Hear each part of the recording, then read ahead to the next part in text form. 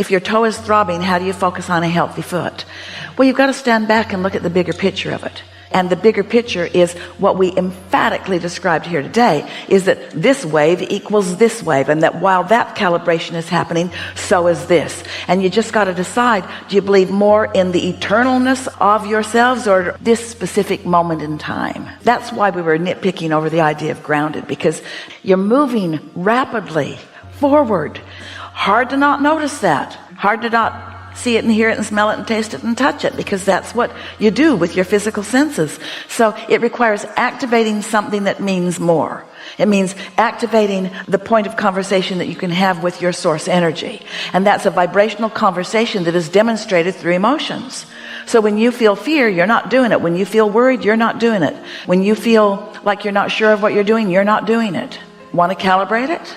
Yes. So notebook is open and the situation has been described. Give us the emotional clues that obviously let you know how easy it has been and how normal it is for you to have, in this situation, calibrated to what is. I feel distress. I feel sad. I feel powerless sometimes. Sometimes hopeful, not completely powerless, so I can work my way partly up the scale. We know you feel that, we know you feel that, we know you feel that, and we know you feel that, but all of that has led you to this. Right. And so let's calibrate this. When I focus on this situation, which I am describing here, I feel worried, and there's another vibration that has an emotional demonstration that we want you to find. I feel inadequate to fix this. Yeah, or I wonder if I'm adequate to fix this. Well, the wondering is enough resistance that you can give it the inadequate label. Okay, good. I got that. You're interesting to play with because you're connected to your inner being enough that these words that we're describing don't apply to who you usually are and what you really know. Just this situation. And this is a situation that you're calibrating. So it doesn't matter what you usually believe or what you've normally believed. The whole point of this exercise is to change this belief about this situation. You want to calibrate to who you really are because the situation has calibrated you. And this is something that really bothers powerful teachers. It's one of the things that really bothers you a lot. I should know better. I should know better than to let a situation calibrate me. Really? You're not going to allow yourself any more step one moments? You're not going to let this wave create this wave? You're not going to let something really big make something really big? Of course, the inadequacy, that just flies out the window with that sort of discussion, doesn't it? Right. This is going to sound a little off to all of you. It isn't off, and we're going to explain to you why it isn't off until you know it isn't off. Ready? This conversation is not about your nephew. It's about your calibrating to something you desire. Happens to regard your nephew. But this is about your calibrating to your strength. Did you take that ride with us just a little bit? Because in human conversations, how could you be so selfish to be worrying about how you feel when your little nephew is suffering? You should be thinking always and only and completely about your nephew. And we say, you do that, you've got no power. You let what is dominate your thoughts, and you don't reach for the way your inner being is looking at this. We want you to know something. We're just going to say it straight out. If you knew right now your inner being and what your inner being thinks about most things, as a normal, physical, human being, you would criticize your inner being for not being sensitive enough. You would criticize your inner being for not being willing to be there for you. And you know what? You're right, because your inner being will not be there for you. Where is your inner being? There for you. And who put there? You did. You put there. You were the one who put there. So don't criticize your inner being for not going there with you. Your inner being is never going to go there with you. Your inner being stays over here. And so you had a there, which caused you to create a there. And the reason that you ever feel anything that is an emotion that is diminished in any way is because you're going over there and your inner being isn't over there. Your inner being's over there. It really is that simple. Your inner being's over there. Okay, I've got that. Yeah. So I need to get there with my inner being. That's a good pathway. So you know what these emotions are. So what do you really know? And you could write the book. In fact, you did. You could write the book about all of this too. You know what that stronger, overarching whole of who you are perspective is, but something's keeping you from being able to do it in this situation easily. What is it? Let's talk about this. Why is this harder for you than most? Say it. Well, I care more. I care more. It's yes. I care more because it's personal. My little guy. And isn't that what we've been saying always? Is that the things you care the most about are the things you think the most about, and the things you think the most about you've done the most damage to. Because you've been sloppy in your thinking. The things you think the most about are the things that you're most in trouble about, because you thought that worrying about them and stewing over them and pouting over them and getting other people to feel your pain, and we're not speaking specifically, you're getting the sense of what we're talking about. We're talking about humans in general. You've been calibrating to mob mentality.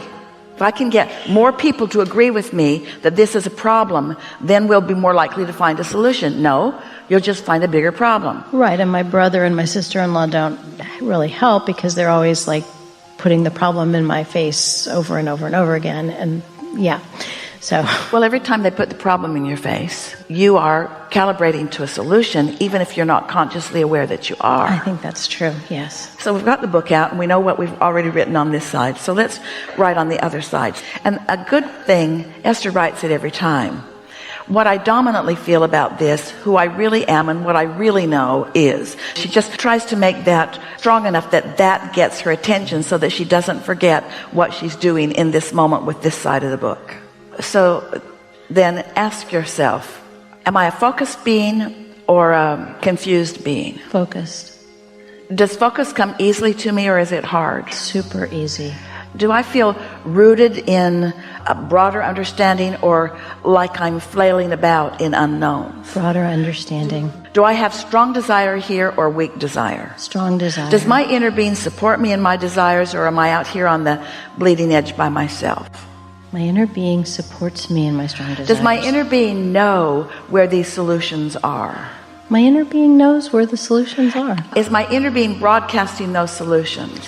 Yes, my inner being is broadcasting Do them. I ever receive impulse or inspiration, or is it just a crapshoot with me? Oh no, I received a huge impulse and inspiration that I've been following. So when you remind yourself who you really are, that the situation that you have easily been calibrating to takes on a different light. And for right now, in this moment, this is way more dominant than this. In fact, the goal in this exercise is to hook you up with who you really are. And have you heard us say that when you are in alignment with source, or in alignment with the stream, or in your vortex, we've used so many different examples to get your attention about the existence of that state of being. When you are tuned in, tapped in, turned on, you are more powerful than millions who are not. And so as you realize that in this simple exercise, you have just reconnected with that true power. And so now that is your point of attraction. That's your point of attraction. What do you think that that kind of point of attraction will do to these old beliefs? I think it's going to... Doesn't it have to move them? Yeah, it does. Doesn't it have to move them? You can look around the world, and it's easy to believe in illness because there's a lot of illness all around the world. It's easy to believe in illness. But when you hook up with your inner being, you don't believe in illness because your inner being is not focused on illness. So when you've calibrated to that, for that moment in time, you are illness-free. It just doesn't exist in your vibration. And what's making you so mad at yourself is it's where you want to be, it's where you often are, but this situation has made it hard to be, which just means that there are still lingering beliefs. Mm-hmm. We just have to say this to you, to all of you. We love you so much. You know what's coming next. We're sloppy thinkers. We love you so much. You take score too soon. You take score too soon. It's like you calibrate and then you look and see, did it work? Well, you're not calibrating to change that you're calibrating to assure your vibrational stance. You're calibrating to change your point of attraction. Hear this. This is so big. The whole purpose for calibrating is to change your point of attraction. People who are deliberate creators, you commonly think, I'll get tuned in to this power and then I'll squirt it over there and I'll make that person well. Yeah. I will manipulate the laws of the universe. Now, stay with us. We're right on the brink of something really, really, really important. Esther has to breathe because we're going to yell. There is no such thing as assertion. It does not exist. Assertion does not exist. You don't tune in to assert well-being or to change people and make them not mind your messy kitchen. You tune in to your power. You tune in to your joy. You tune in to your love. But what are you tuning into? Why? What's the whole point of it? Your point of attraction. Your point of attraction. So, is it logical to you that you have a vortex version of your nephew? Yes. And is it logical to you that you have a, grounded version, a what is version? So the whole point of calibrating is to make it easier for you to move this way than to move that way. To make the groove in the road that makes it easier to go that way than that way. Mm-hmm. To come to believe in desire. Do you know, I'm going to make a strong statement, preceded by some silence so we have your attention.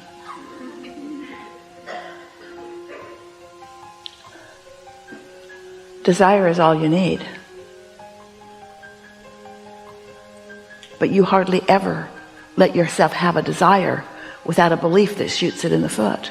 And as long as you've got that belief that shoots your desire in the foot, then things about that keep showing themselves to you, which makes you not believe in your desire. But if you could just have a pure desire, your inner being has a pure desire about the things that matter to you. And you told your inner being every subtle little thing that you were contributing to it. So you've created this magnificent relationship with all kinds of things that you want. And you don't have to justify them or prove them to anybody or get even one other person to agree with you. All you got to do is line up with your power so that all that power is your point of attraction. So that all that power is your point of attraction. So that all of that is your point of attraction. There's no assertion. There's only attraction. Only attraction. Only attraction. Only attraction. Only attraction. Only attraction. So when we say desire and belief, we love it when your desires and your beliefs match. And you really don't like it when your desires and your beliefs don't match. That's a clue. When you desire something, but you know what you do? And others have been the reason that you so often do it. Oh, we got to breathe here for just a minute. This is so big. You have so willingly calibrated to beliefs about stuff you don't even want. And why do you do it? Everybody else is. That's what they believe, and I don't want to look dumb. I don't want to look fanciful. I need to be grounded. I don't want to be weird. Yeah, you do. Yeah, you do. Yeah. You want to find the power of your desire, and you want to hang around there often. And your wonderful guidance system will show you every time you stray a little bit, and now you know what to do about it. And is it a bad thing that you have negative emotion? No, it's guidance. Is it a bad thing that you're living some life that's causing you to make more? No, it's what you came for. You said, I'll go and I'll mix it up and I'll explore, and new desires will be born from what I see. Boom. And then I will calibrate to them. And I will make my former bogus, flawed premise beliefs modify to match my desire. That's what you said. Enough? Thank you so much. That was perfect. Yeah.